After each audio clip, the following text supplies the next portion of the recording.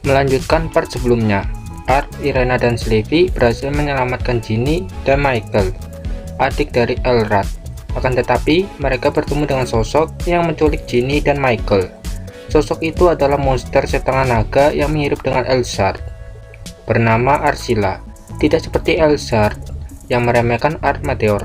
Arsila justru ia langsung serius melawan Art Meteor. Ia juga mengeluarkan pedang naga yang dapat membuat target langsung mokat dengan sekali serang. Art yang tahu bahwa ia tidak punya waktu banyak, Art langsung menerima tantangan duel dari Arsila. Arsila bergegas mendekati Art Meteor dengan kecepatan tinggi. Bahkan Irena, Ginny, dan Michael tidak dapat melihat pergerakannya. Arsila mulai mengayunkan pedangnya dan menyerang dari segala posisi dan jurus yang ia miliki. Tapi tak satu pun serangan berhasil mengenai Art Meteor. Arsila mulai panik bahwa rumor tentang Art Meteor lebih jauh daripada rumor itu sendiri. Art bertanya, jarang sekali ada naga yang bekerja sama dengan orang. Jadi siapa bosmu itu? Apakah dari kerajaan Asilas? Arsila tidak menjawab pertanyaan dari Art Meteor.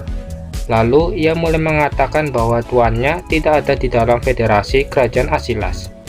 Kemudian Arsila yang melihat bahwa kemenangannya itu 0% melawan Art Meteor, ia akhirnya membatalkan kontraknya, sehingga tubuh Arsila pun meledak.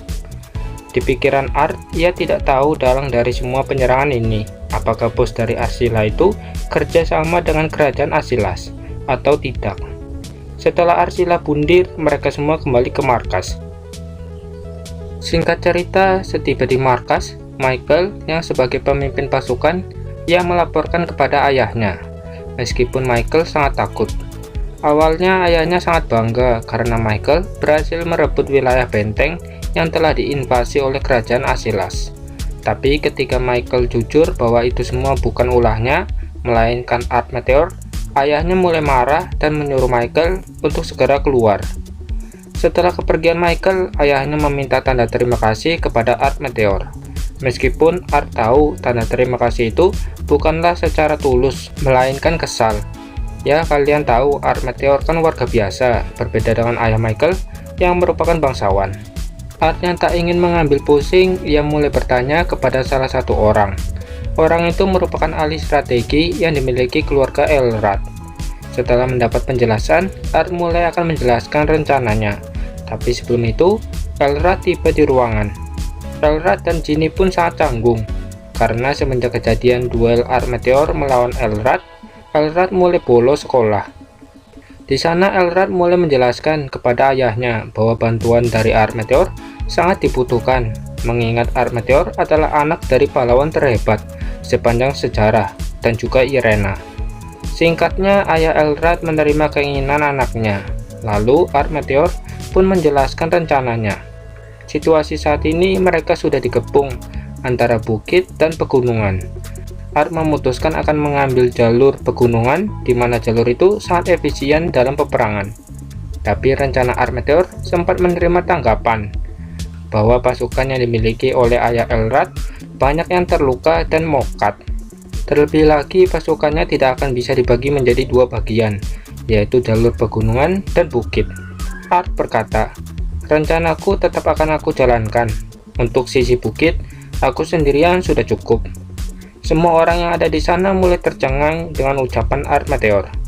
Singkat cerita, di malam hari, Art datang ke tenda Elrond. Di sana, Art meminta kepada Elrond agar segera meminta maaf kepada Ginny secara tulus.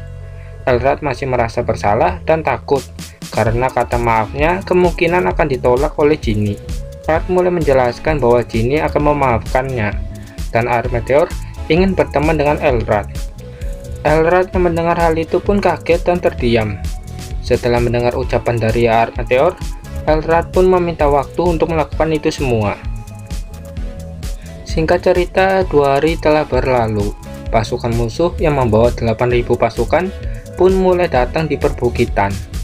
Di sana mereka sangat senang bahwa rencana mereka yaitu membuat musuh masuk ke perangkap. Tapi seketika wajah dari jenderalnya pun terdiam setelah melihat bahwa musuh hanya ada satu orang anak laki-laki, yaitu Art Meteor. Jenderal musuh yang tahu bahwa Art Meteor adalah anak dari pahlawan terhebat pun ia sangat senang Sebelumnya ia tidak senang karena orang tua Art tidak ikut serta dalam peperangan. Tapi berbeda setelah ia tahu bahwa anak pahlawan ikut partisipasi. Jenderal musuh berkata, "Aku tahu kamu, percuma kami semua menggunakan pakaian anti sihir dan serangan. Tidak ada kemenangan yang datang padamu." Art menjawab sambil ketawa, "Kalian masih belum tahu ya? Baiklah, akan aku tunjukkan bahwa peperangan itu tidak didasarkan dari jumlah." Pasukan musuh mulai menyerang ke arah Art Meteor. Bayangkan aja ada 8.000 pasukan yang menyerang ke arah Art Meteor. Mulai dari sihir tingkat menengah, sihir mematikan, tombak dilempar, anak panah, dan bahkan sihir tingkat tinggi di era modern, semuanya menyerang ke arah Art Meteor. Art Meteor pun berkata, "Aku sempat ingin menyembunyikan identitasku sebisa mungkin, tapi untuk saat ini aku sudah tidak sendirian lagi. Aku akan menggunakan kekuatanku untuk bisa membuat teman-temanku bisa tetap hidup." Art mulai mengaktifkan sihirnya seluas area pertempuran, sehingga tak ada satupun tentara musuh yang bisa kabur dari serangan Art Meteor. Art yang tahu bahwa armor tersebut sangat kuat dan bisa menahan sihir tingkat tinggi, tapi di mata Art Meteor, itu semua hanyalah mainan semata. Alhasil, dengan sihir seluas area peperangan, Art berhasil meratakan bukit-bukit menjadi tanah lapang. Wajah Art pun tersenyum melihat hal itu. Di sisi lain, Ginny yang mendapat tugas dari Art Meteor bersama Irena, Sylvie, dan Elrad pun mulai mengeluh, dikarenakan ia bersama dengan Elrad yang sempat menyiksanya di waktu kecil.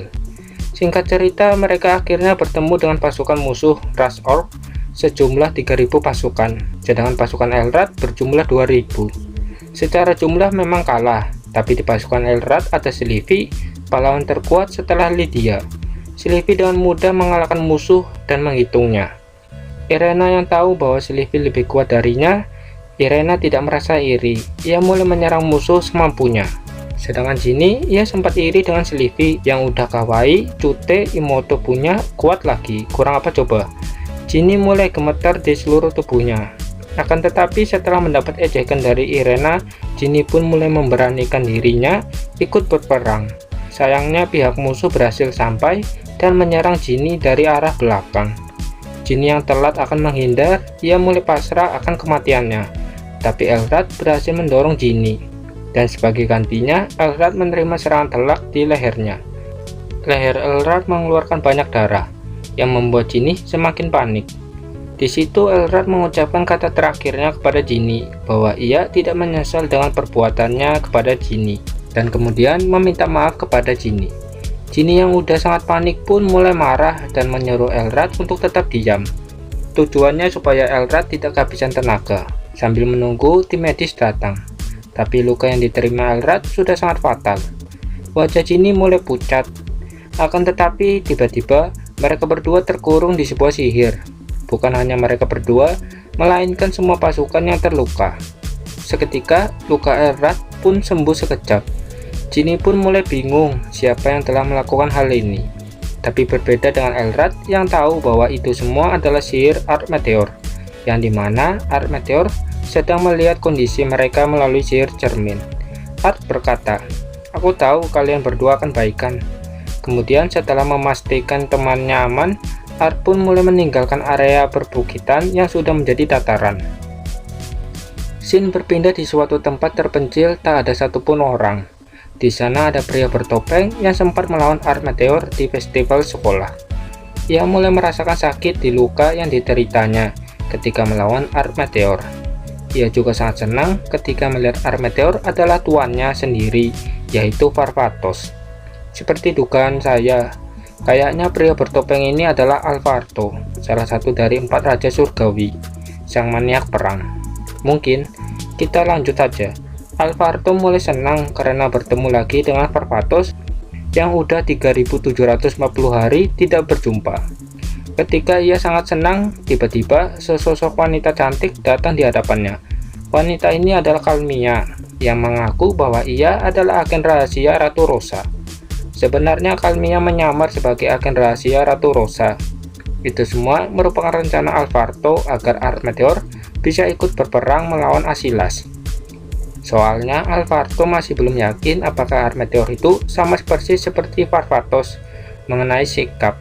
Tapi setelah yakin ketika Ginny diserang oleh Asilas, Armeteor rela ikut partisipasi. Jika itu Parvatos, maka Ginny akan dibiarkan mokat. Begitulah di pikiran Alvarto. Alvarto berkata, "Kerja bagus Kalmia." Kalmia hanya terdiam tanpa ekspresi. Kemudian datang seorang pria tua, yaitu Lizer. Dia sempat menanyakan kotak aneh berwarna putih yang dipegang oleh Alvarto. Alvarto menjelaskan bahwa kotak itu masih belum bisa digunakan dan perlu sesuatu penting agar bisa digunakan. Yang tidak lain adalah Irena sebagai bahan utama untuk mengaktifkan kotak misterius tersebut. Setelah kepergian Lizer, Kalmia bertanya kepada Alvarto, "Apakah Tuan akan mengkhianatinya?" Alvarto menjawab, "Belum pasti, kita lihat aja nanti." Oke kan, mungkin segini aja. Besok adalah part terakhir di vol 6. Terima kasih yang sudah mampir, sampai jumpa, bye bye.